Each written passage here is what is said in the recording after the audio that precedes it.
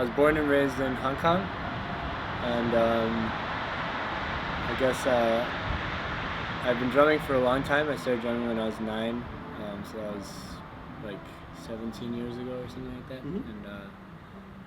And I started in Hong Kong. When I first started out, I was mainly playing like classical percussion, but I also was playing some kit, like just with like friends and rock bands and stuff, and writing songs. But and then after doing that for a while, and I was doing that very seriously through high school. I was doing it for a while, and I kind of realized that I wasn't very good at reading music, and that most of the time when I learned anything from a page, it was basically by like memorizing it, like the muscle memory, and then being able to play it. But I was much better at learning by ear. So for college, I continued to study drumming, but I did a jazz degree, and then since then I've just been playing music that I want to play, and with bands I want to play with. I play with a band called Sunlux and another one called Landlady and Body Language in 2001. Those are like the four ones right now. I grew up playing, like I said, like classical music, and I was playing piano also from a young age. And I was like in the juniors program of the Academy for Performing Arts in Hong Kong. So that was really nice, and I learned a lot from that.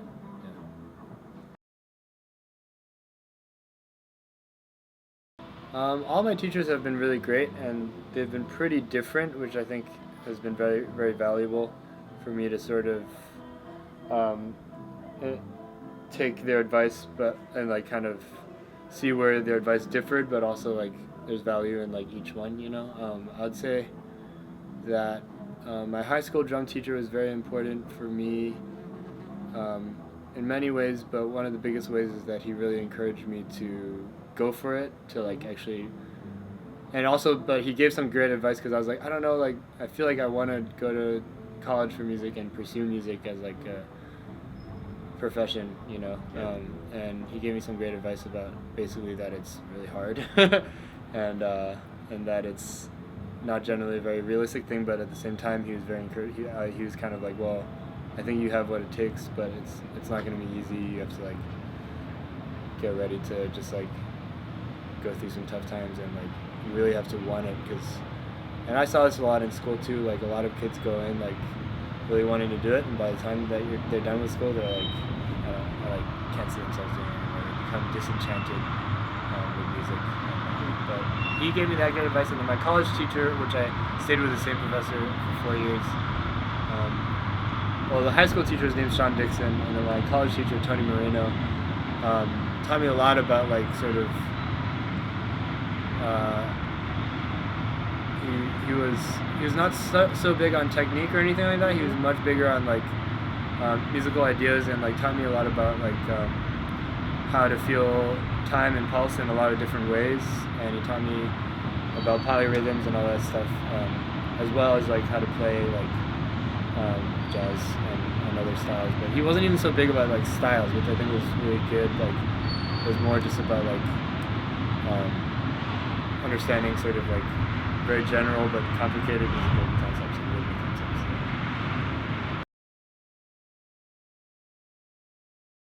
Yeah, I think there's certain drummers.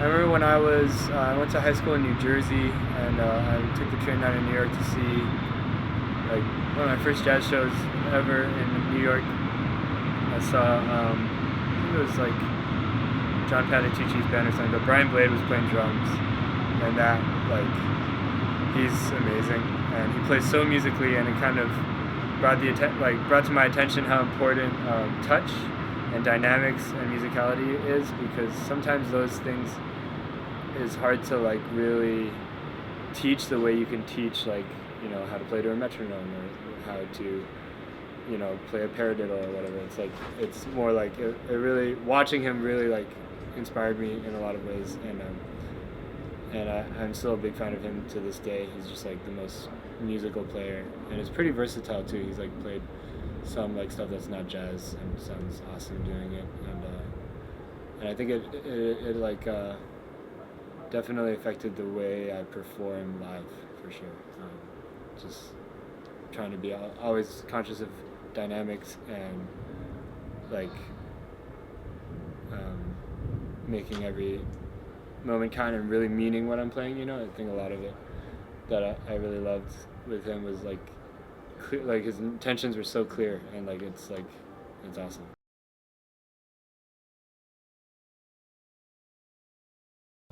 I would say lately I've been really interested in sort of very fluid and elastic uh, way of thinking about time. Not that like the tempo is changing, but the tempo being the same, but like playing around it a lot and being able to sort of play gesturally and also like float in and out of time while still like keeping the pulse in my head. Something that I do, for example, in the Sun Lux show, there's like a section where I'll be keeping the 2 and 4 on my SPDS, but then like everything else I'm doing is like completely like, so I'm keeping time, but like at the same time, like it's like I don't know, it's just like anything else, like with drumming, where it's like coordination. It's like coordination of the mind, where like you can like think of the pulse, but then also like in one part of the brain, the other part, or I don't know if it's like parts of the brain, but like this is how I think about it. It's like the pulse is here, and like I can keep it while like still like being completely free of it at the same time. Mm-hmm. That's one thing I've been really into, and I find that I really like playing loud, and I like playing really soft, but like not so much in between. It's like definitely a thing also.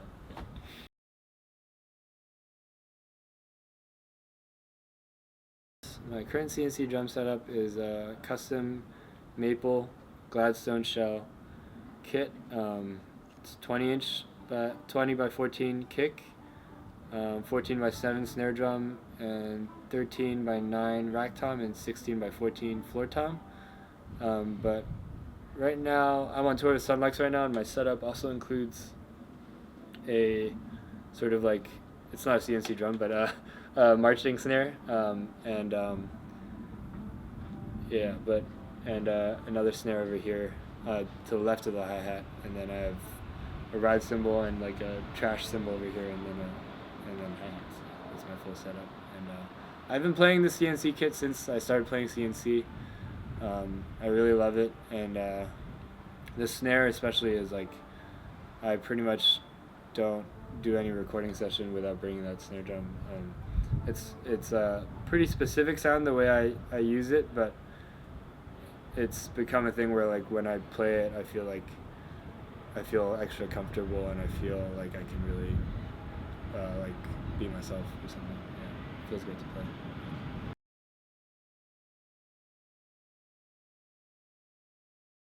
Actually, I think it was 2009.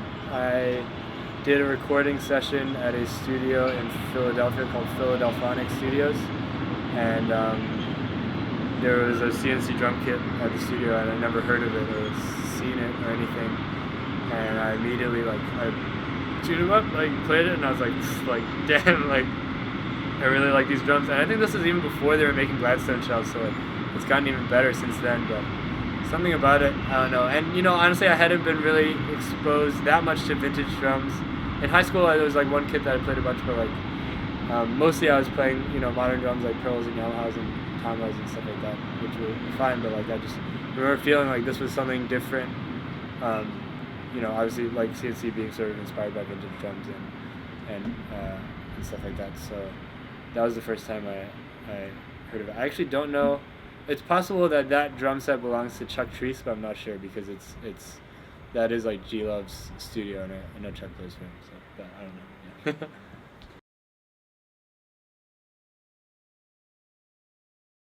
Yeah. I think I got lucky because I asked early, because now I know it's harder because they've got their hands pretty full. But I asked in 2000. I want to say it was probably 2011 or something, a couple years after I played it for the first time. And I was one of the bands I still play for, Body Language. Our manager was kind of like, hey, like if you guys have any sponsorship thoughts or requests, send them my way.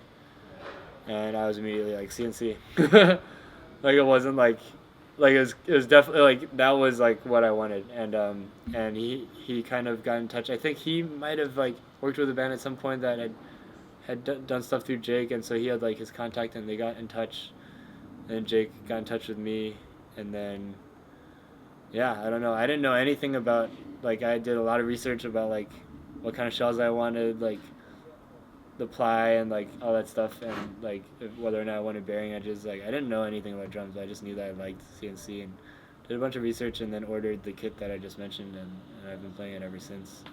Yeah.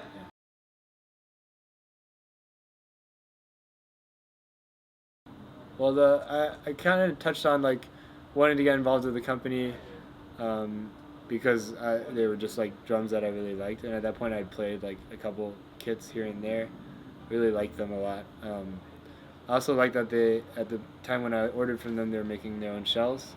That's like a little bit of a lot of custom companies don't actually make their own shells, so I thought that was cool. Um, but the drums I picked were just based on sizes that I knew I liked, and like I wanted a deeper snare, and I wanted like a 20-inch kick, and sort of a slightly bigger rack tom, so I got a 13.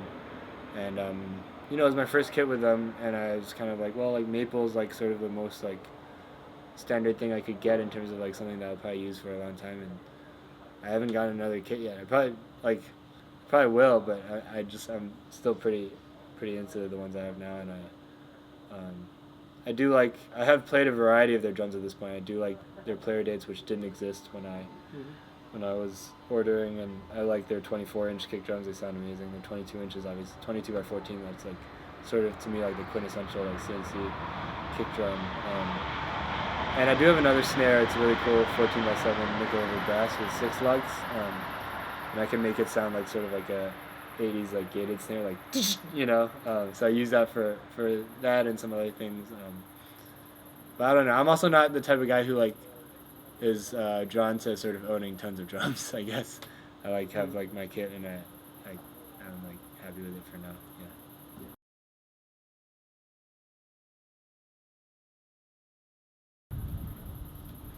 Well, they really were like, I mean, now at this point, a lot of drum companies are doing sort of like vintage reissue type things, but they really like paved that way, I think, and I think they did it in a really honest way.